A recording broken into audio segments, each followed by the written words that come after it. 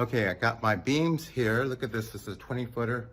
It's pretty long, and we're gonna put them in right up here and strengthen this floor, and then build an open concept above it. But we need this long beam here. Let me turn around. We need this long beam here to span this opening and take the weight.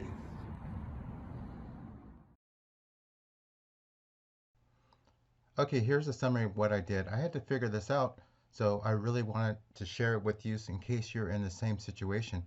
So I have this big 20-foot beam, and I got to get it in place.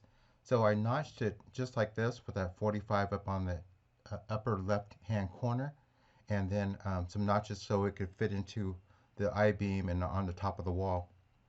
So we angled it that way, then we shoved it up in place. That's why we notched out, cut that 45 right there.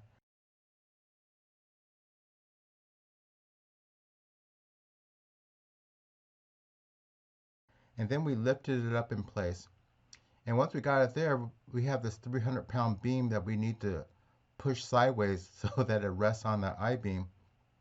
So what we did, we added a block against the wall and used a 2x4 to scoot it over some. And then we doubled up the block, and then we used a 2x4 again, and then we slid it in place. And that's how we did it.